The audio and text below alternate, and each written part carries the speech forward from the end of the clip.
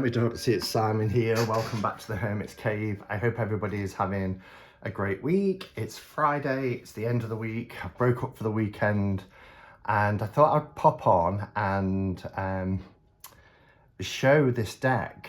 And actually, I've just taken the cellophane off it and then realised I hadn't hit the record button, and I thought I had. However, I've not even opened this up yet. All I've done is taken the cellophane off, and I was twittering away and yeah, I hadn't hit the record button. I suddenly remembered, you haven't even hit record. Sorry, it's just been one of those weeks this week. Anyway, this has been sent for the purpose of review by Red Feather, and I did choose it because they don't just, send decks out. You have to say which ones you'd like. And I was intrigued by this because it's a mass market deck, obviously, because it's Red Feather. And you don't tend to see many mass-produced decks of Marseille style decks, if that makes sense. Rider-Waite Smith, there's a plethora of options that follow that tradition.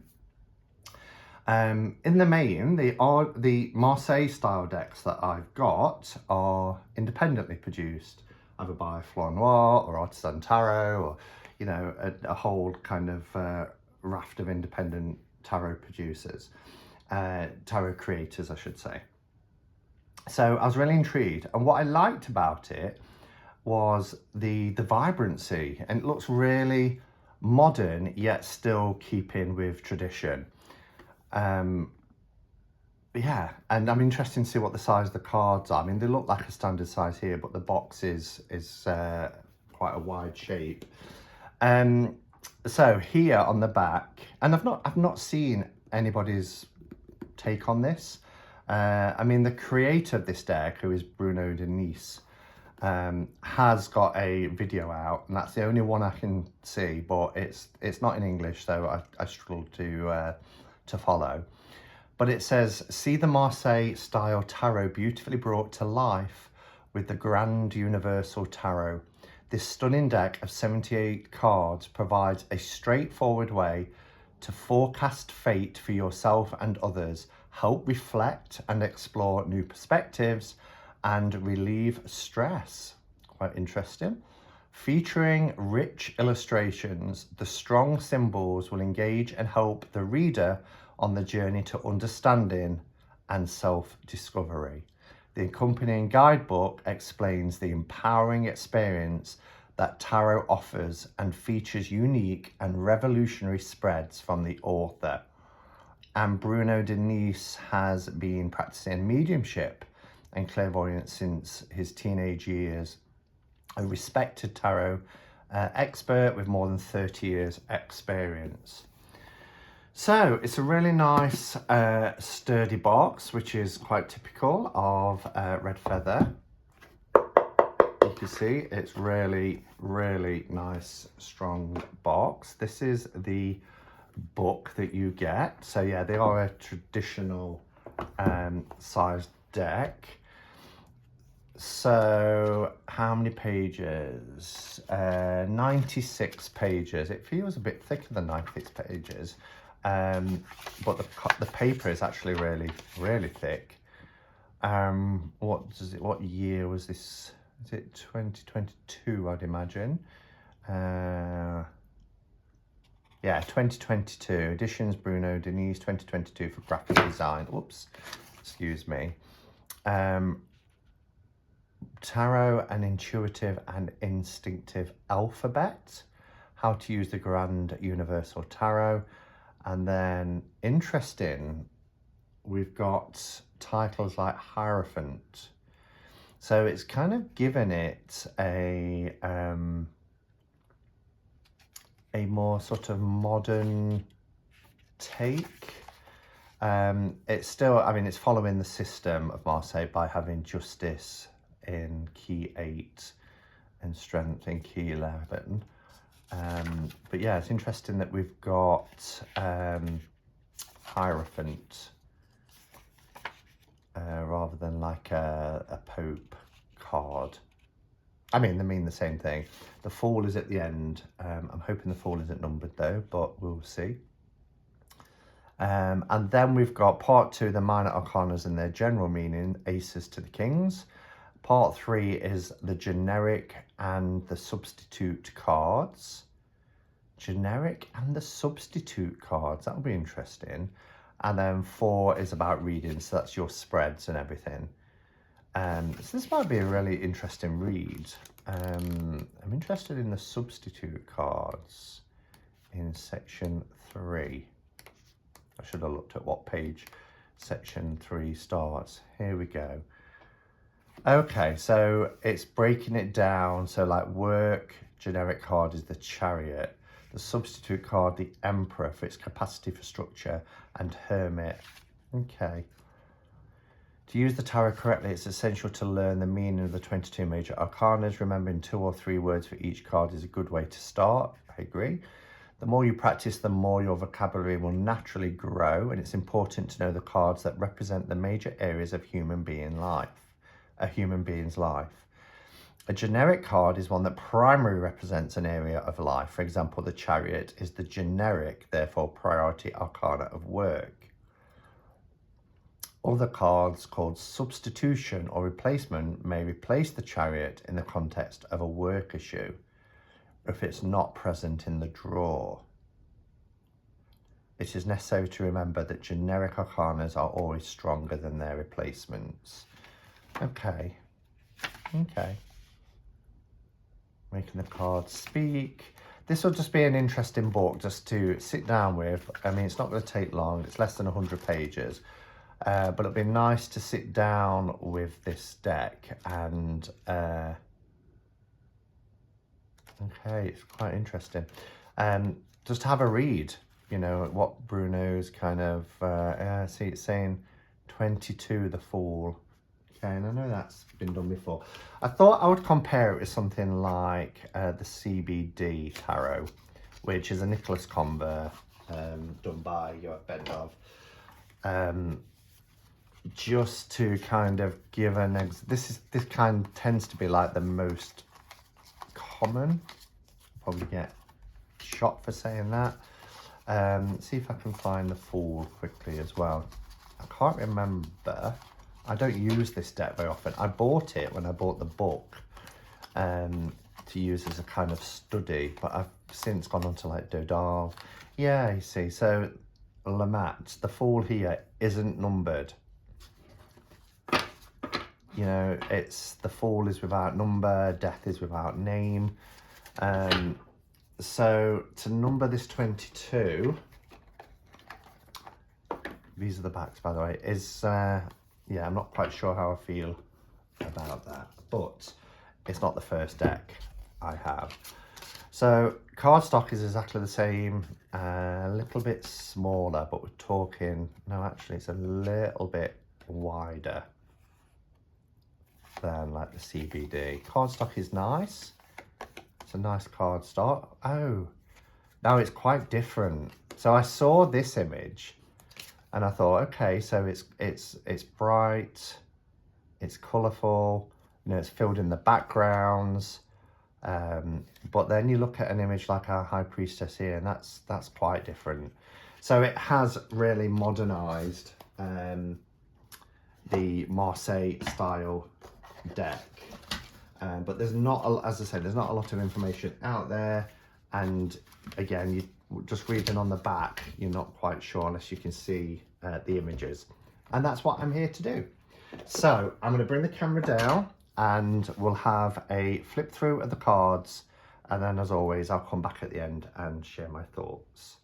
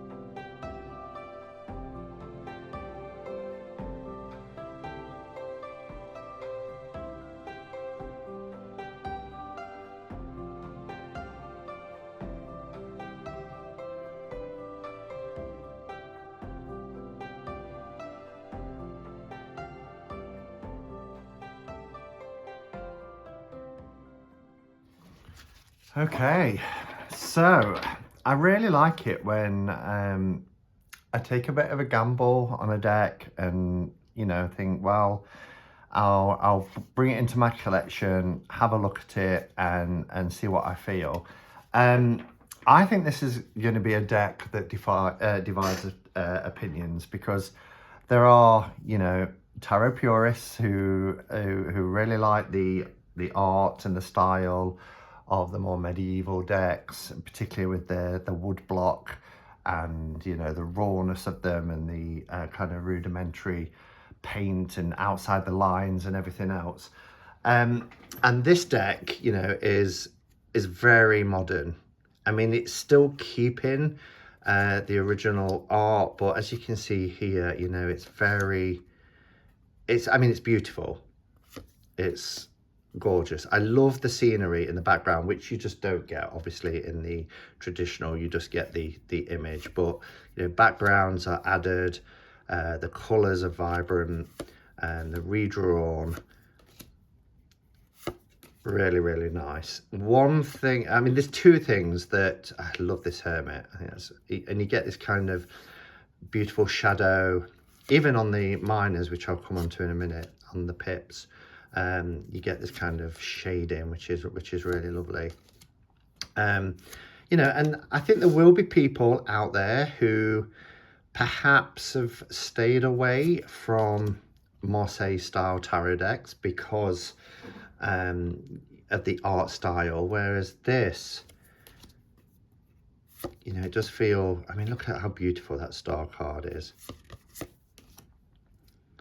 The moon is gorgeous. I mean, I love this kind of sun, the way it's been drawn, beautiful.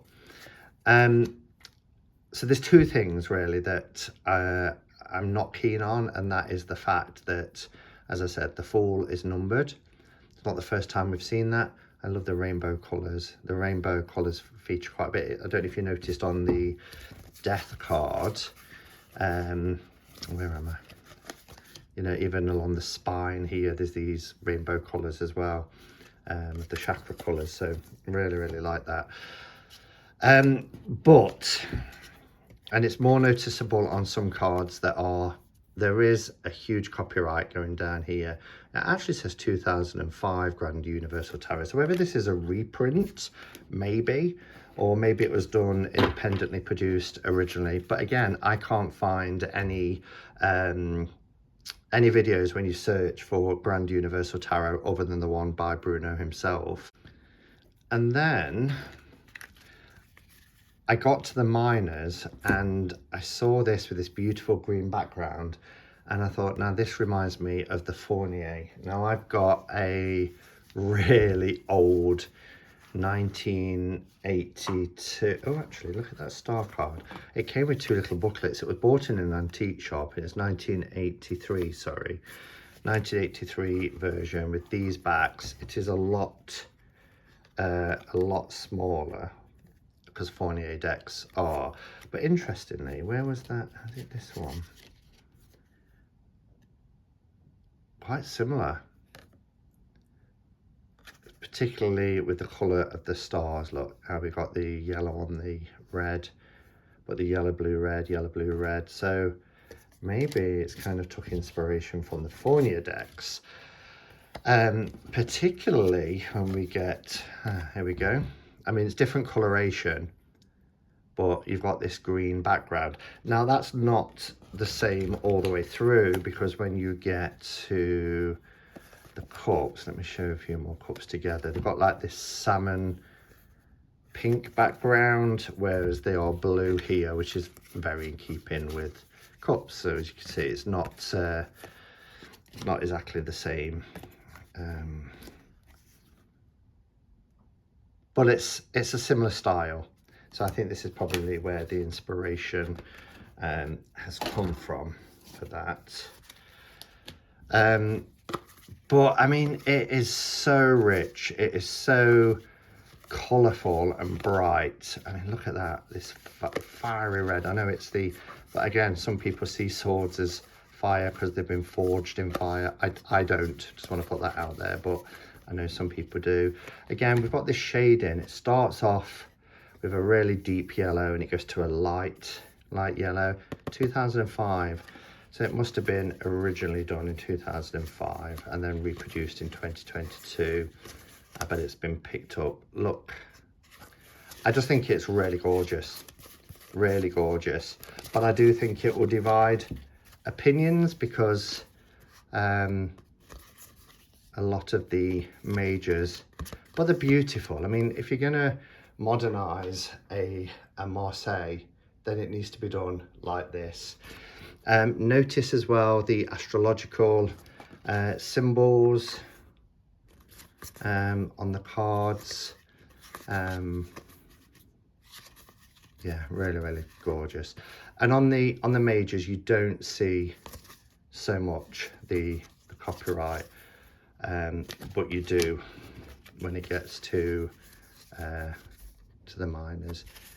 You can see them a little bit more. They stand out a little bit more, but you know, it's not that much of a big deal. So, Grand Universal Tarot, a mass-produced Marseille style deck. Do you have it? Let me know your thoughts. I always say that, don't I? But I really enjoy hearing your views, both good and bad, as long as people are being respectful. You know, I do kind of take umbrage when somebody just goes out on the attack. I don't think that's necessary. You know, we've all got our own individual tastes, but I think this is a beautiful modern deck. It's you know, it's had a new lease of life breathed into it, and I really like it.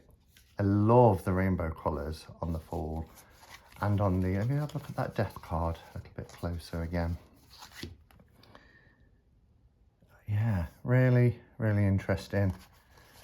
And the devil, I really like that devil card. And again, it has changed the titles. So Death Without Name, that's what I like to see. Death Without Name if you're going to do tradition, and the Fool Without Number. But we do have High Priest, we do have Hierophant rather than Pope and Papess. We don't have, you know, it's in English. It doesn't have, you know, for Diablo or Le Maison Dieu. So yeah, but nice deck, nice card stock, really nice. Let me know your thoughts and thank you for watching. Until next time, go in peace, namaste and blessed be.